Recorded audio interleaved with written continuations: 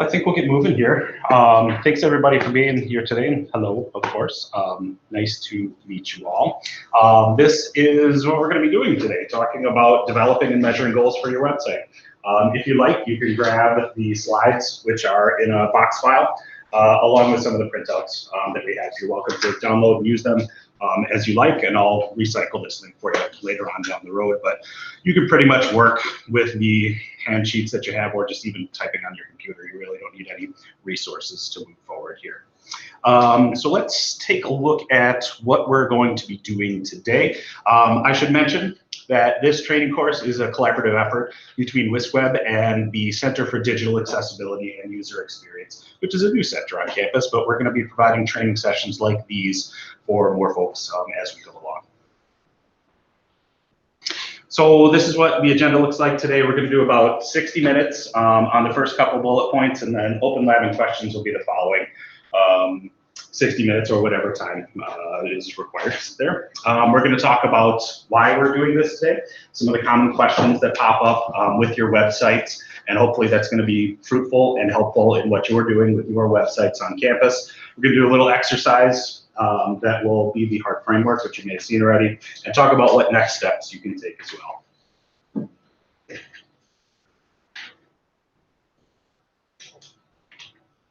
So the royal we, I guess, is I'm here to help you do this step, which is developing some strategies for your website. I'm sure if you are a website manager, you've done some of these things along the way, but a lot of the tool that we'll use today is really like a foundational piece that I like to do with clients. I shouldn't say clients, I should say partners across campus when developing their websites or when they're thinking about updating their websites. Another thing we want to do here today is identify your business objectives and how they tie into your website, because that's an important piece of this. And we want to talk about measurable goals as well. Then we want to take those goals and map them to signals, we would call them. How would those things manifest? And then we want to end up creating like a specific metric that will say this is something that we can measure over time with our website, and we can determine with that metric whether we are doing well or we need to improve in some areas. And then we also want to take this last step, determine if that metric is actionable. Actionable is going to be a keyword we're going to talk about today as well.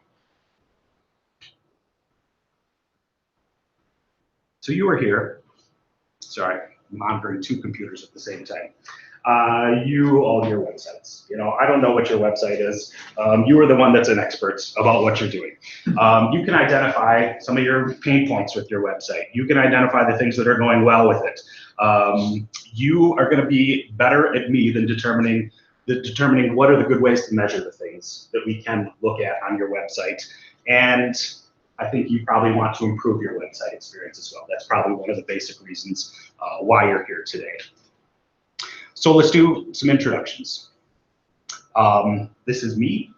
I'm a content strategist with the Center for Digital Accessibility and User Experience. I mentioned before, that's a new center.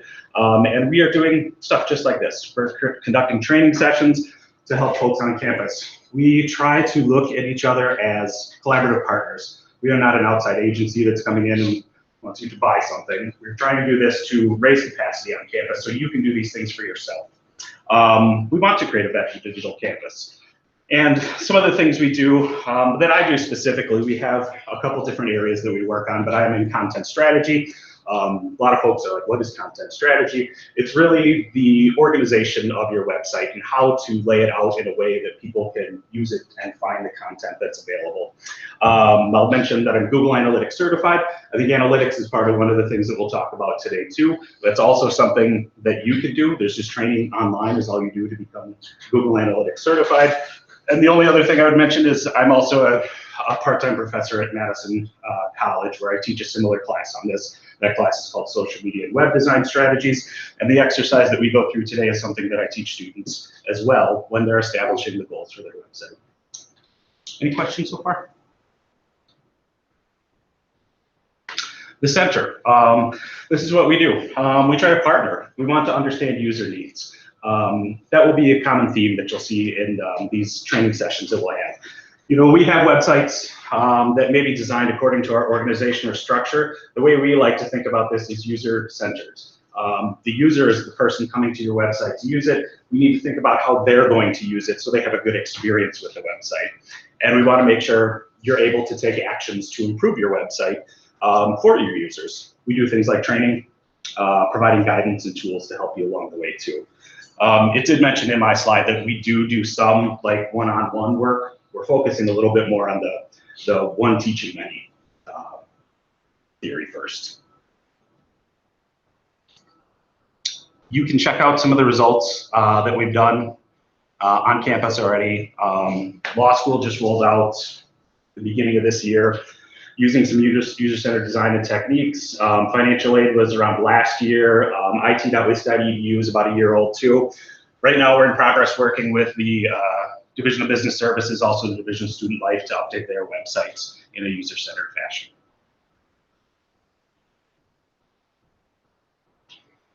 So these are some of the questions that pop up for folks on campus. Maybe you have some of these questions. If you have like a common one, feel free to shout it out at this time too. Some of the ones in bold are ones that people commonly ask us. So usually we'll get somebody saying, hey, I want to redesign my website, or something's not working with my website, I'd like to improve it in some way. And sometimes these are the questions that they have with it. The ones in bold again are like, what do I do first? What's the first thing I need to do with my website? What's the impact of the organization that we serve? You know, is our website doing that? I have many sites. Should I narrow those down into one to manage that? Or is there appropriate use of 1, 2, 3 different websites? And we'll talk about action one more time here. We want, hopefully at the end of this, to have an idea of what we would measure for action. Measure is collecting the right thing. There's a lot of different data points that you could judge about your website, but we want to get the right ones to help you improve what you're doing. We want to tie those to what your mission is as well. That sometimes requires a little research, but that's what you're here for, is that you know what matters to your division, department, school, college, wherever you're from. And then we want to be able to take action. Support decisions to make changes on our website. This, if you're familiar with Google Analytics, is a common dashboard. This looks great. I think you can show this to people and say, hey, look at metrics are happening, and that's wonderful, but what does this really tell you? Is this going to help you improve anything that you're doing? I think the latest way that people refer to this as, you know, we like to say we're data informed when we make decisions about our websites. And that's great, that's fantastic. But when we talk about a goal for our website, it's hard to articulate like what we want from our website. We know we want to put it out there. We know we want people to engage with it, but like specifically, what are we talking about? That's harder to cut through and figure out. So identifying the goals is kind of what we're looking for here. A good litmus test is like, if you had a goal on your website and you knew what that was and you could see what the metric is, you know, what would you do to improve something on your website based on that? So if we look at September 24th and we see that 4,000 sessions happened on a website, that's awesome, great. So what does that mean? Does that mean like a marketing effort of yours works? Does that mean, I mean, what does it mean? It's hard to suss through. If you don't have a goal to go into this and say, we sent out marketing this day, we wanted to see 1,000 page view increase on the website, we got it. That would be a goal. But like just looking at this basic level, I don't know if that does enough for you. So we'll get into an activity. You can grab that blank framework that was listed there. That kind of looks like this. This is a tool called the HEART framework. Google designed this. Google designed this to do largely like product rollouts, like apps, sometimes websites, sometimes, you know, other devices that they might have. And what you do with this is you essentially define in each quadrant here what your goal, signal, and metric is for each level that you want to talk about. This will be the activity that we're doing today. The HEART framework is an acronym: happiness, engagement, adoption, retention, and task completion. It helps us focus on what you're trying to achieve. It helps us define like what are the things that we might know if they're happening that might be a goal that we're aiming to. And finally, specifically setting what that metric is. So the way to start with this document, the way that we've done it on campus with a couple different partners is usually try and get in a room with leadership, maybe the division heads, maybe your website person, maybe your IT person. Try to get them all together, because what you're going to do here is try and generate ideas. And the more ideas you have, the better that this will turn out. You'll get a better kind of concept of what you all want to agree upon. And this is probably like the basic question here, is what would blank look like for your website? What would happiness, what would engagement look like for your website? And really this seems like kind of basic stuff, but setting this foundation is super important, because you can use this hard framework as a foundational piece to make further decisions upon.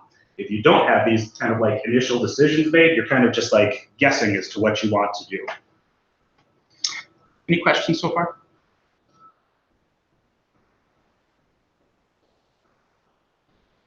So this will be your task as we go here. Happiness. This is your question. With your website, your app, your product, whatever you have that you're managing on campus, what does happiness look like? And this is always a kind of a squishy one, because like, okay, how do I define happiness for a website? Are you happy? Are you enjoy when you're visiting your website? Probably not, but you might be happy if like you can do the thing that you want to do on your website. And that, I think, is what I'd like you to focus on for the next 3 minutes here. Think about your product, your website. What would happiness look like? Does it mean it's easier? What are the things that happiness means? I mean, in a perfect world, people come to your website, what would please them? And I'll give you 3 minutes here to think.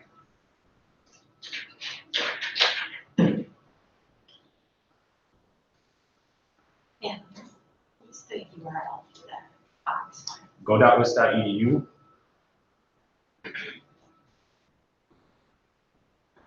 /heart-framework.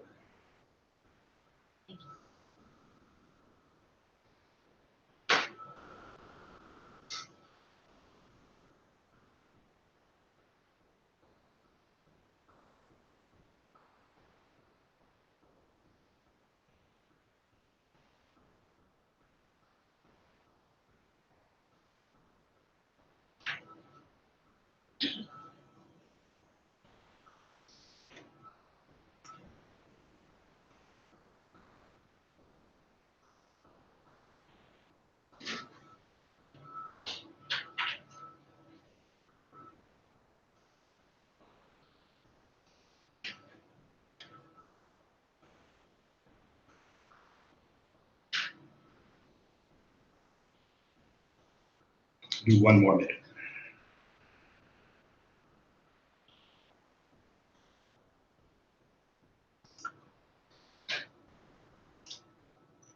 Ideally, when you do this, you want people just to like slam out as many ideas as you can. It's okay just to like brain dump, like just lay them all out. Where we're going to go with this is we're going to do each of those metrics: happiness, adoption, retention. And it's okay if you're going to duplicate some of these things, because sometimes they cross over, and that's okay. But we'll show you the pattern that will kind of suss out after that.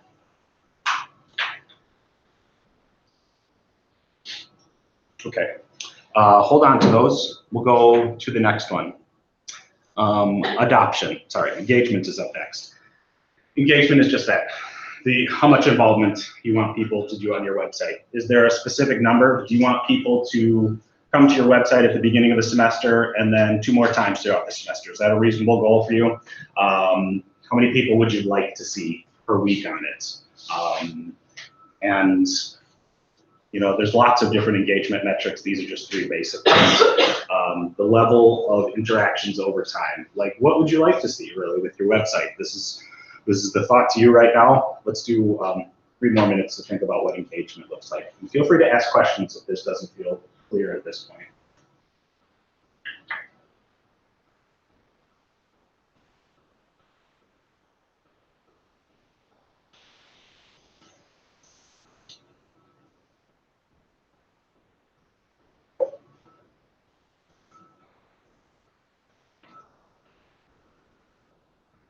You can also think at this point, what are the things you'd like to see people engaging with on your site? Are there forms that they should fill out? Are there PDFs you want them to download? Are there specific pages that you want folks to see?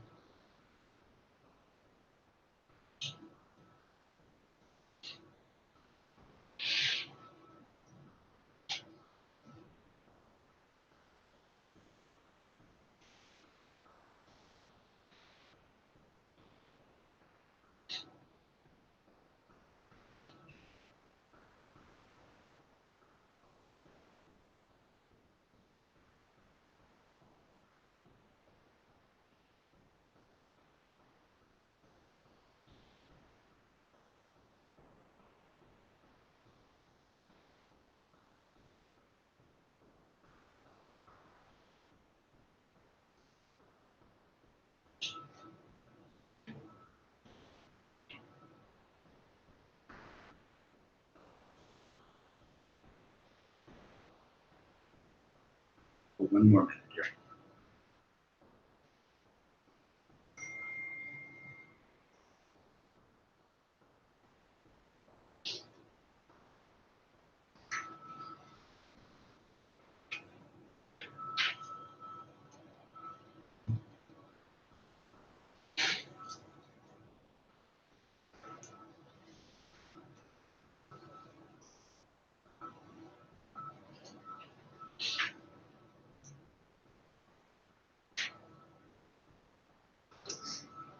Adoption is the next one. Adoption, maybe, so maybe you're rolling out something new. Maybe you're rebuilding your website. Adoption is about new people. How do you get new people on board to what you want with your website? What are the things that you'd like to see? And if you really just think about, this is just going to be, again, it's just the new user side. How would we like to see new people coming in? Would we like to see 50 new users a week using the website? Would we like to see incoming freshmen who have never touched a wis.edu website visit your website once or twice throughout their career, their college career? What are those things would you like to see new people using your site?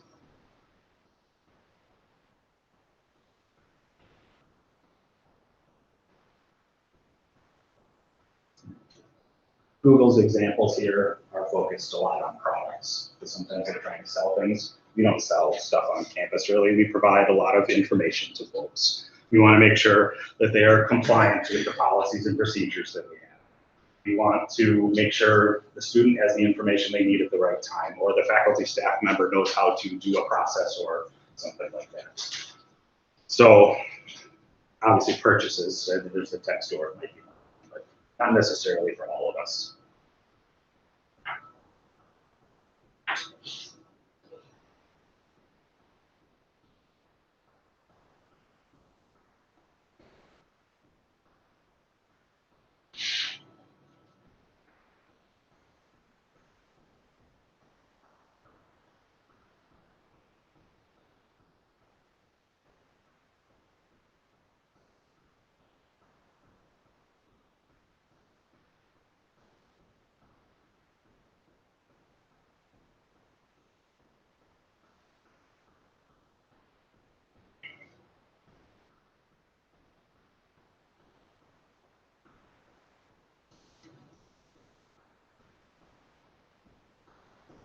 About 30 more seconds on this.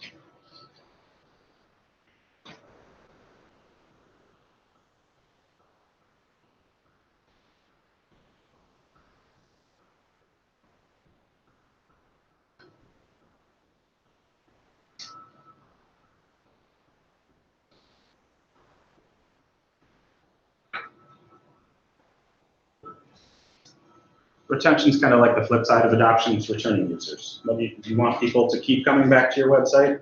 You want returning users to go deeper into your website. A new user might just go to like the home page and then one page and find the thing that they need. You want people to read a news article and then read 3 more news articles coming back to the site. What are the things you'd like to see with when it comes to retention?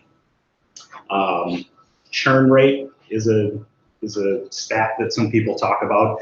It's whether or not those new users keep coming, or those new users keep coming back to their site. What's your churn rate? Are they coming and then not engaging anymore? That might be one of them.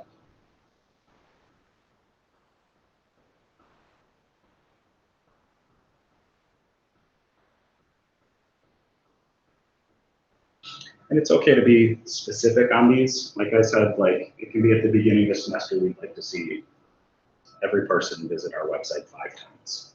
If that's a reasonable expectation for you, that's great.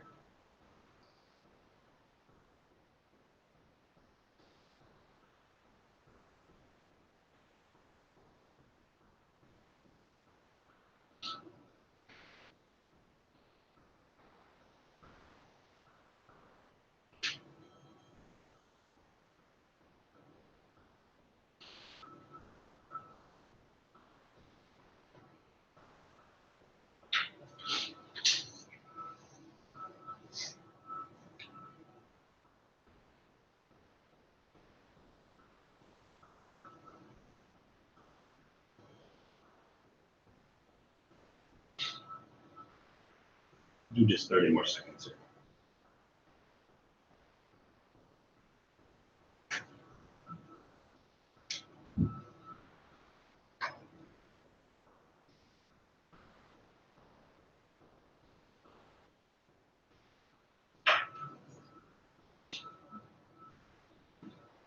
So before we get to task completion, I'm curious, how does that feel to write those down?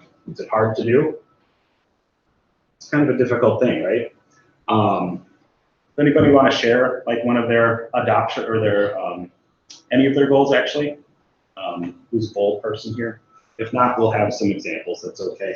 Yeah. An adoption goal is to just drive subscriptions to a newsletter. Right. Sign up for newsletters. That's totally great. Yeah. Any other ones? Doesn't have to be an adoption. Be a retention.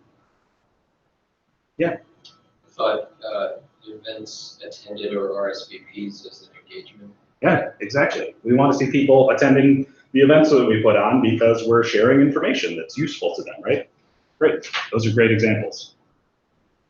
Okay, so task completion. This can be a little more specific. There's certain things on your website that you want people to do. Maybe go to the events page to look at that event calendar, and then they might go deeper to sign up to it. Maybe it's to go to your email sign up page, if you have such a thing. Think about some of the tasks, like the specific things that you want people to do, or specific things you see people doing on your website. And what would you like to see for a goal? Would you like to see, 50 people sign up for the event that only 20 people signed up for last time? That might be the end point of it. Is it you'd like to see 100 email signups over a semester? Like this can be a little more specific, and it's okay if like you start duplicating and like laying over things that sound like their engagement, because sometimes they are. Sometimes they're all the same thing. We'll work through that actually as we go here. You'll kind of see how those things pan out. So I'll shut up and give you 3 minutes to think about tasks.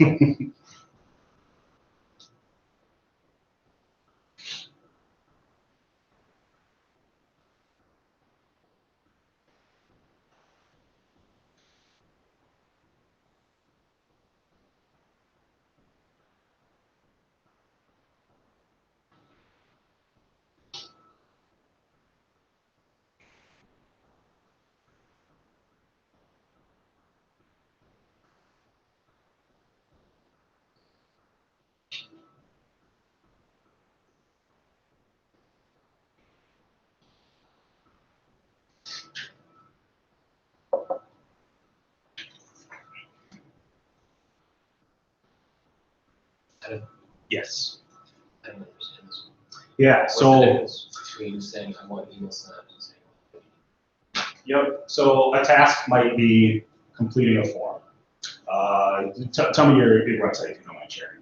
Division of Diversity, Equity, and Education Achievement. What are some of the top things that people do on that website? No idea. Okay, so we're going to set some standards then. What are the things that you'd like to see them do on the website? Is there a news article that you want people to read? Yeah. Is there a PDF about how to engage in student conduct? Is there, I don't know, helpful tips, tricks, something on the website? Yeah, that's what it's. Okay. To people who can help them with problems they have.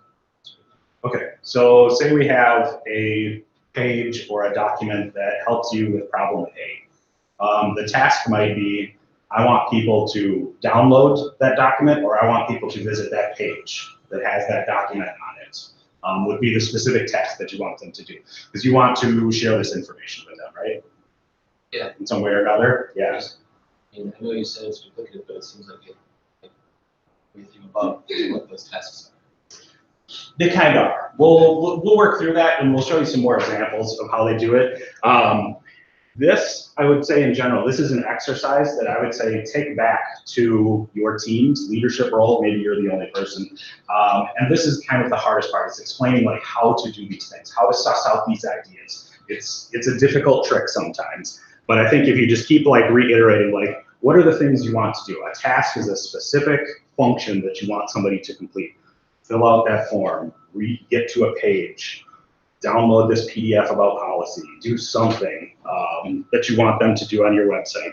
So I think sometimes, and I don't know if this is what you're kind of getting to either, is that like, sometimes we just put content on the website and there's no goal for it. We just put it there because the boss says, you need to put this on the website.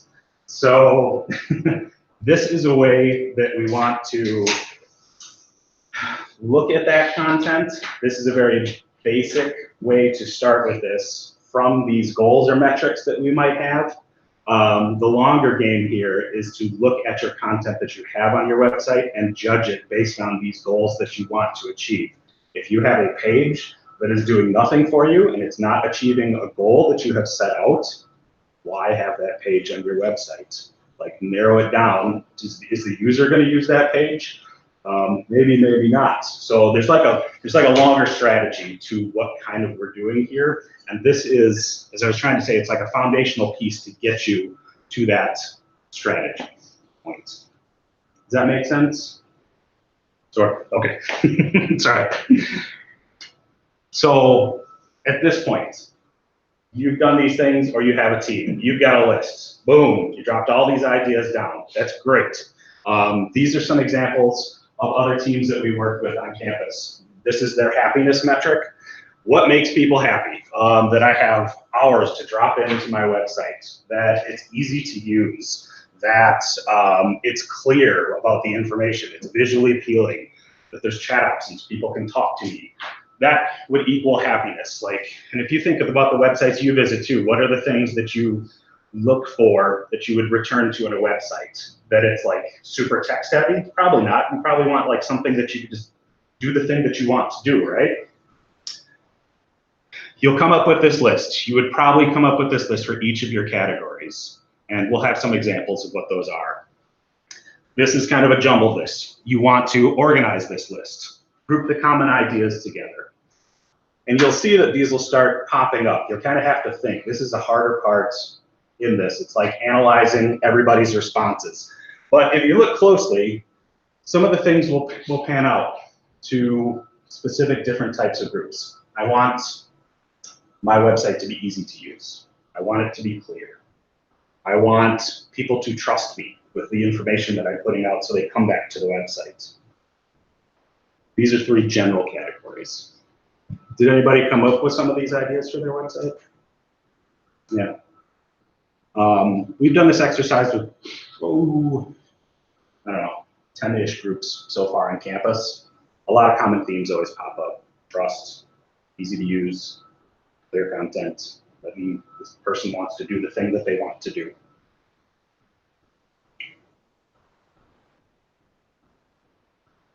So the next steps. You start analyzing all those things together. And what you want to do is try to come up with a statement, a goal statement, based on all those things. There's a lot of things here. What's the one thing that we could say that would group all those usability tasks together, that would group all those values and credibility things together, and the trust? These are just some of the categories that you might come up with. I wouldn't say they're necessarily representative of what you might have.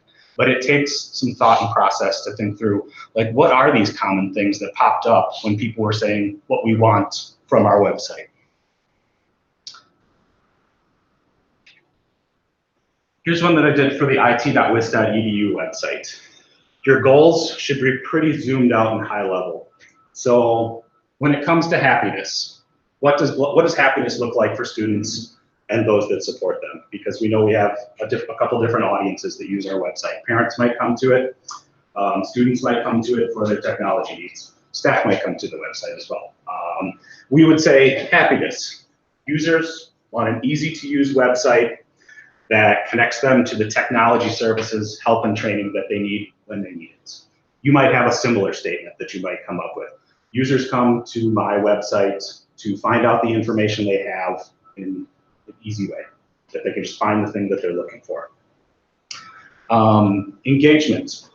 The one that we came up, users visit the website and access the tech services, that's engagement, the help and the training that they want.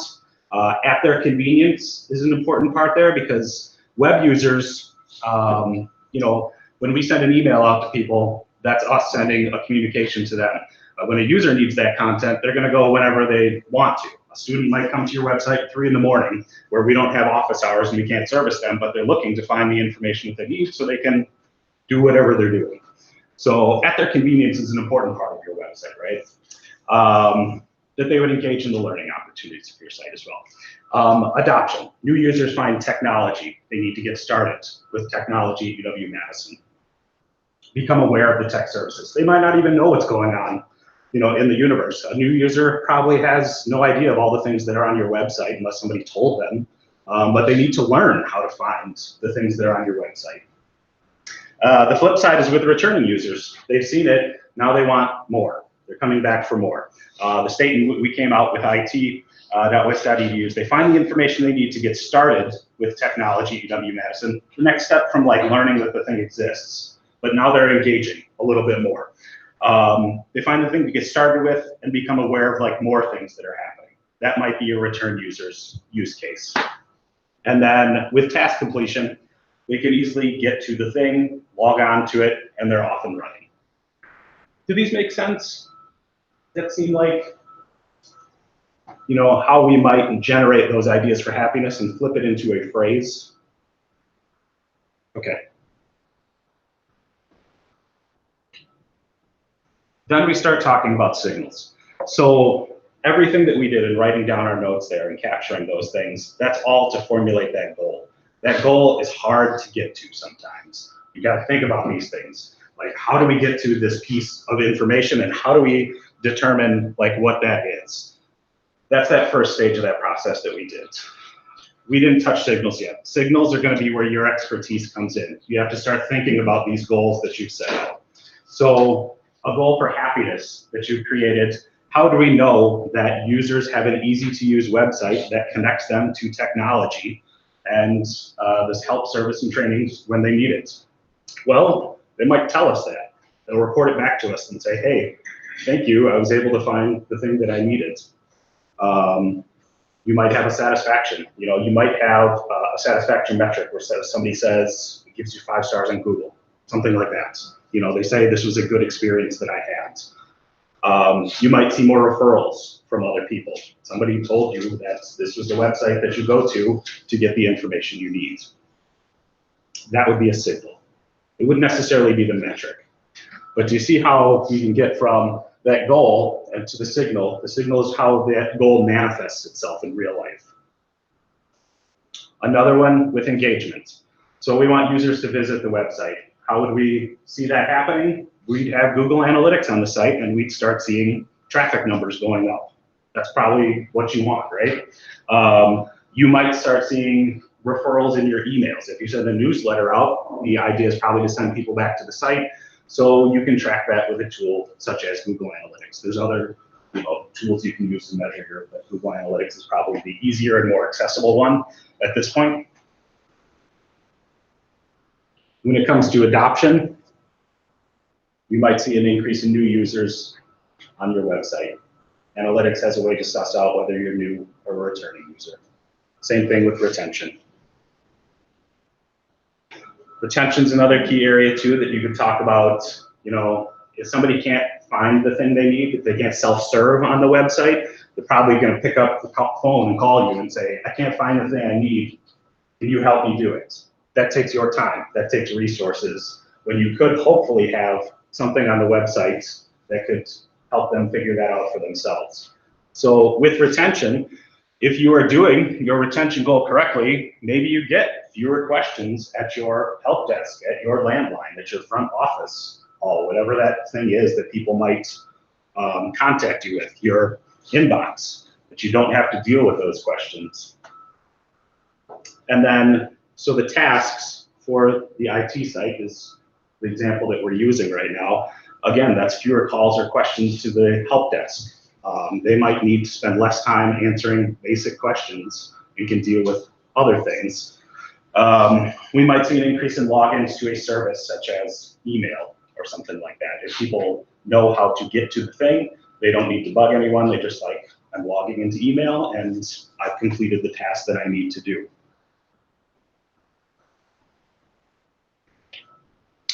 And that's how we go through and start creating metrics then.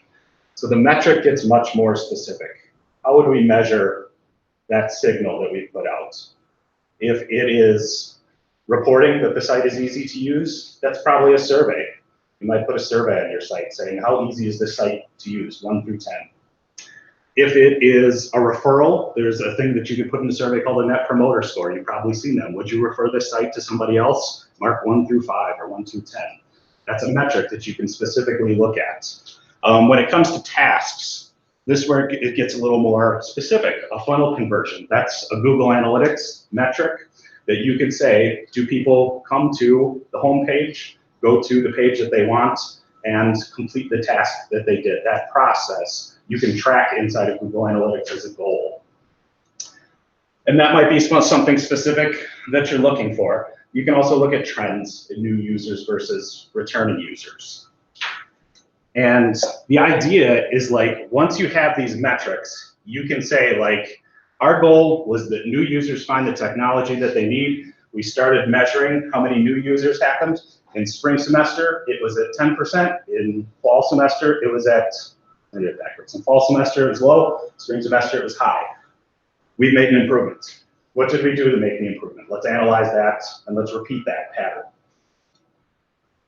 Any questions on this part right here so far?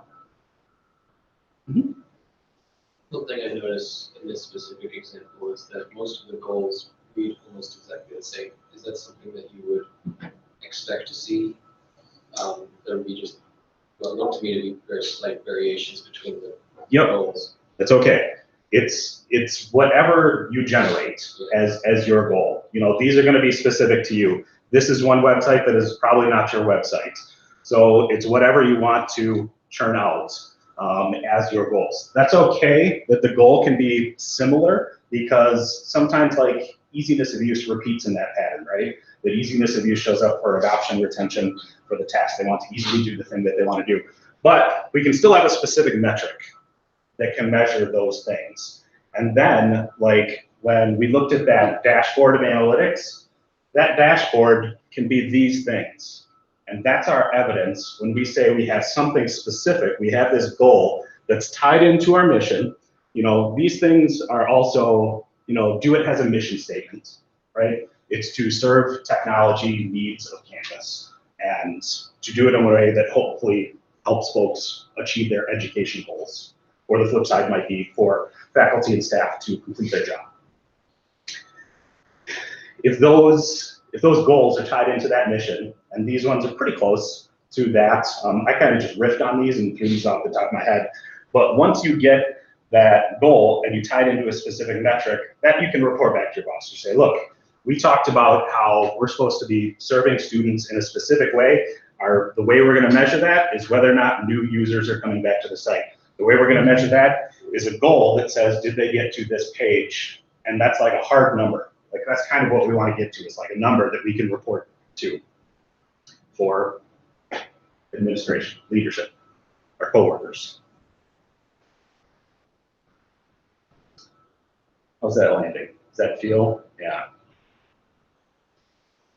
Okay. Here's another example. I think that's what's next. Yeah. This was a student-focused framework, a little different from the IT one, where the department that we were working with was student-focused. Students need to feel acknowledged, seen that they belong here, and that they're supported during their time on campus. That seems like happiness, right? You know, I feel as a student, you know, how am I gonna get through my 4 years here?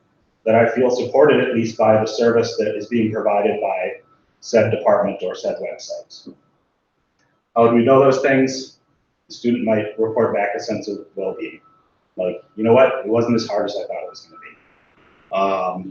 They feel that this website that they visited reflects them maybe in some ways, if that's what your mission is. So say we have somebody like the Multicultural Student Center. They have a website, and it's very important for them that the website reflects back the identity that they're trying to portray, to show that there's a space for everyone on campus, specifically people that might use or visit the Multicultural Center website. So if a happiness goal is that I feel represented in what I see there, that's probably a good signal.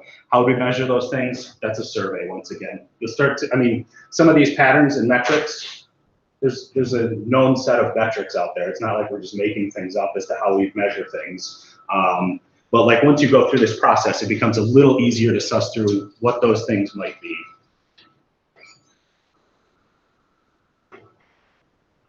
Questions there? This is also a handout. You are welcome to take these things. Like the way I, started learning how to do these is I took a more finished example and I'm like, okay, how do I make mine look like this one? Because this is making more sense when I see it laid out like that. But mine is like a jumbled mess of ideas and I don't quite get how to figure these out. But it kind of makes sense that if we have this one document laid out, that it's a little easier to follow and maybe replicate some of the ideas. So like, I think what you would do with this then is like, this is your foundational document. You would say to stakeholders, leadership, content managers, whoever else, these are the things that we agree upon. This is why you get more people involved in this process. We agree that our website should represent these things, and this is the way we're going to track this. So you have this known set of things that you can say, this is what we determined, this is the metric that we look like, is the website performing the way we want it to? Well, is it meeting these things that we've set out to specifically measure? Yes or no. And if it's not, you make a change. That's where we come into the next steps. So you analyze and synthesize all those things into like one little core document. And there's more questions that follow after that. It's not necessarily an easy process. You assess how your website is meeting those goals right now. If you all agree that these are the things that you want to do, and you all of a sudden have ways to measure that, then let's look at the website. Is the website doing those things? Maybe, maybe not. Maybe there's just like a bunch of rando content that is like totally outside of what we said we wanted to do. So I guess then you ask yourself, what's the point of having that content on the website? Sometimes there's needs here and there for specific types of content, but you want to make sure that those are attached. Then you measure and track those goals. An analytics tool, a survey tool is another way that you do that. And you again use those metrics to look at improvements and how you can improve the site. You should always think of your website as a living document. It is never published and done and walk away from it. It's a live thing. Events happen. Content can get out of date. You need to do this like cycle process of like posting, thinking about it, measuring it, making improvements, coming back and changing those things so it keeps going. That's what's going to keep people coming to your website. That's what's going to make your website useful for users. Any questions right here? Just a comment that might be helpful to people thinking about this. We've been talking in our office about sort of overall goals for the office and what we're trying to do, and oftentimes those goals are not just accomplished by the website being top end of the funnel. So I don't know if this is true, but it seems like most of the website goals are that broad, like if you get this number, then you can say more are going to end up down this more narrow end of the funnel. Right. Is that right? So yes, you've identified one of the challenges that always pops up when you do this. Is like, okay, we have a department, division, school, college. They have certain mission level goals. The website is not necessarily going to do all of those things. Like the website does not have a professor that's going to teach class or anything like that, but it has the class listed in the time and how to get to those things, something like that. it's okay to think of your website as reflective of your mission and goals. It's not going to solve everything, but there are some things it might solve. You know, you might have a set of common questions that people always ask you. I'm trying to think like a good example of what the things are. If the bursar's office says, you know, when does my refund check come back to me? That's a common question they always have. So what would you do with that? The website, you put that up on the website and somewhere fairly obvious if that's one of the most common questions that people has. And you say, checks are mailed back on April 1st, something like that. So there's ways of self-service on your website in a way that the user is expecting or looking for that information, because we know that when people are looking for questions or answers for stuff on site, they're probably going to go to Google first. You know, they're probably not likely to call you. They're going to go to Google and type in their specific thing, like when is my refund check coming? And that, if you know, the Bursar website did its job right, it's going to show up in a search page, and they're going to go to that page and find out the information, and they're probably done with the site. I lost where I was going with that, but I mean, the idea of tying in the high-level mission should be pretty much reflective on your website. You want that website to serve some of those needs, and that is also a hard logical leap to make sometimes in determining, like, how do we do that? How does that? Does that mean we put the mission statement like front and center on our website? Probably not. You probably, if you want to serve needs, which I think is probably what website is, you deliver up what the thing is that they're looking for. And, you know, we try to do that by setting, we got to determine what the thing is first.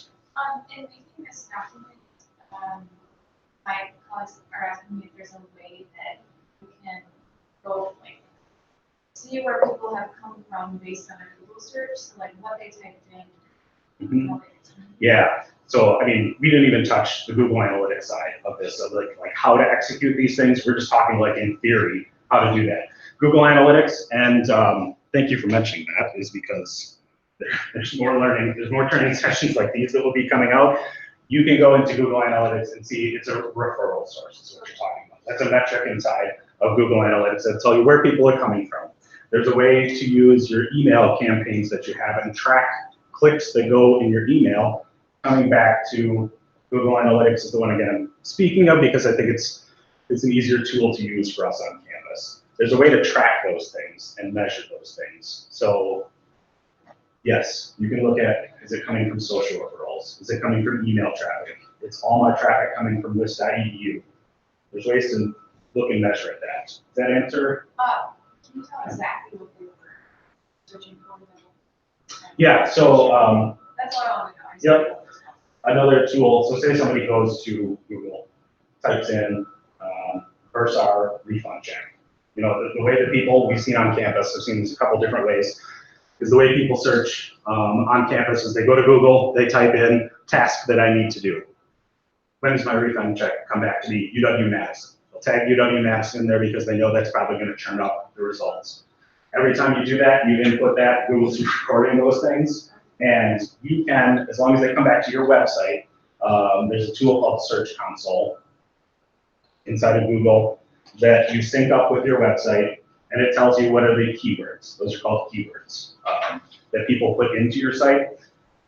That's one of the optimization things you do. So like, once we have those metrics, yeah, we start optimizing the site with those keywords. You know, you put it in the user's language. It's another user-centered task because people, when they input things into Google, they're using the language that they know.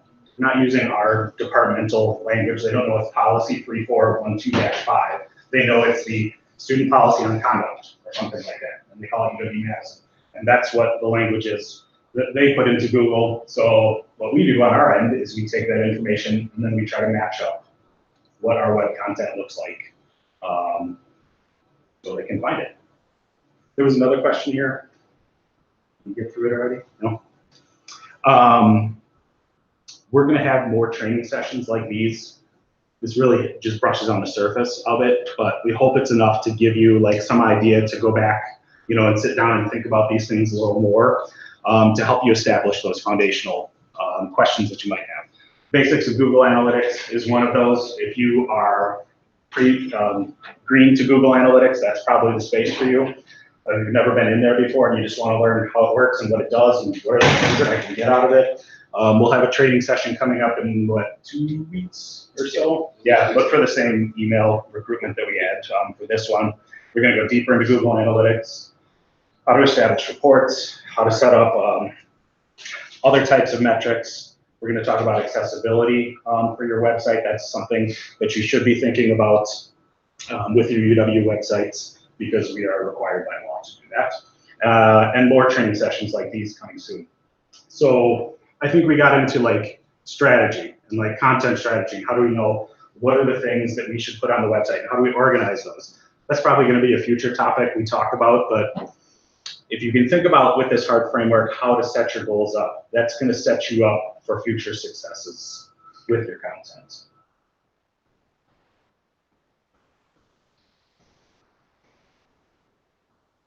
Do a quick break here. We're going to stick around for the next hour if you have specific questions about your website. I know it's very difficult to say, what is my situation? We're doing this, and how do we think about that? We're going to be here for a little bit to hang out and talk about those things.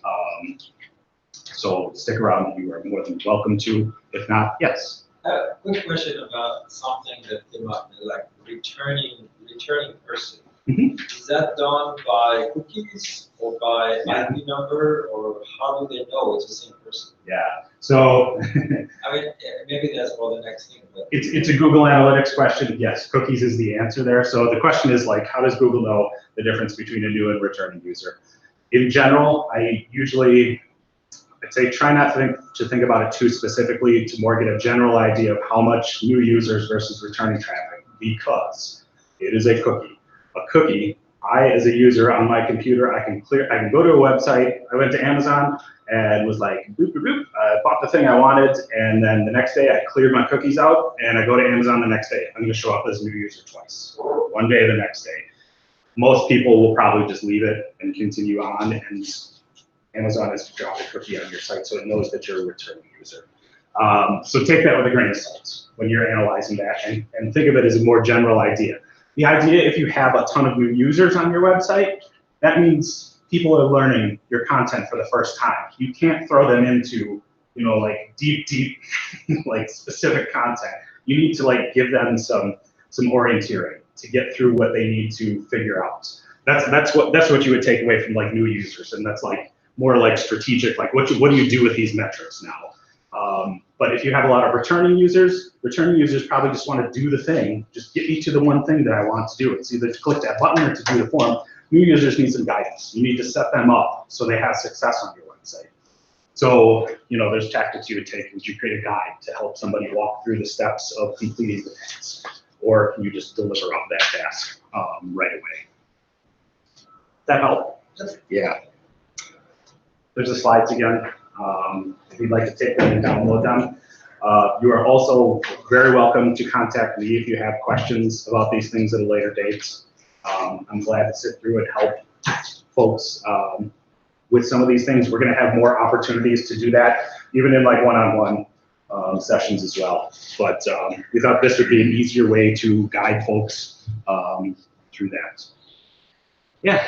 Do you guys have an email that specifically goes out promoting when you have these classes? Because I only learned about it yesterday through like the general do it email.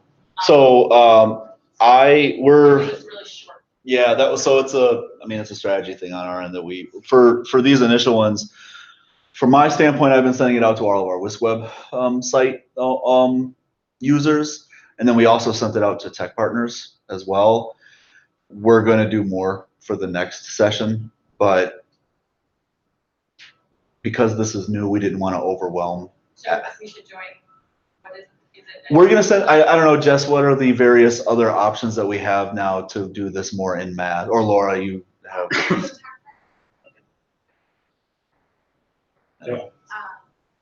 then we will include it in general doing. Tech news. Yeah, the tech news. Hopefully sooner than we did this time. It just ended up being time to Yeah. Yeah, but for sure. And if nothing else, I will always advertise these at wiskweb.wisc.edu. That's our site.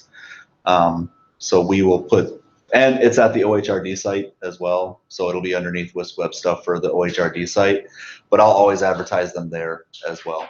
So the Google Analytics one will be going up next week, probably Monday-ish. Adam and I have to finalize the, I guess the summary of that one there. We have the content, we don't have the summary of it all there. Is there another question? Oh, so where is your office? Yeah, so the center is housed in DeWitt in the communications department right now. So we are in the lovely Count-Si building next to Union South, which is not a living room. Beautiful. I have a lovely view of like a brick wall facing apartments outside my window. Yeah, we're in Count-Si, 3rd floor. And Johnny, you've been to the Open Labs before. One of the goals is to try and encourage people to use our Open Lab sessions to schedule some time with the center folks as well for these purposes, to talk about more content strategy and things of that nature. Does that mean they're present? Yeah, so we need to schedule specific Open Labs with them, but the schedule will be in the same location that it is for our other general Open Labs. Otherwise, you could contact me or Adam directly and schedule a time during one of those Open Labs that we could try and coordinate that. So how does someone, is there a cost to have you come over and meet with our team? Yeah, so these training sessions that we're trying to do, and Jess Jones is also with the center, as is Laura Grady, who's been very kind to sit in on the session this afternoon. We are going to be doing free training sessions like these. These we do hope to be a centrally funded thing, so you don't have to pay for those things. If in the Open Lab scenario that Matt is describing, those we're hoping and they're probably going to be free training sessions as well. Those are going to be lighter, though. Sometimes it takes, like, to do one of these hard frameworks with a campus partner that we work with, we usually spend 2 hours going through just the goals parts and just trying to, like, really knock those out. Right. It takes time. We do have a space where we're going to do work that is paid work as well, and that would just be discussed on one-on-one how we would set those things up. So yes, Jess, thank you. We can typically provide an hour or two of conflict. Just gonna say, the mic won't be able to pick you up way back there, Jess.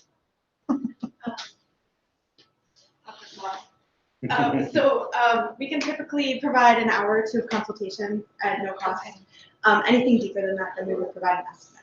Okay. So, yeah. Okay. Great. Yeah. Thank Good you. question. Yeah. Maybe akin to what you had come in to do with Adam that one Right. day is just conversation with a purpose, with a specific goal in mind of answering a question or two. Right. The broader this conversation gets, the more it becomes more of consultation time rather than general questions. Sure. So, yeah.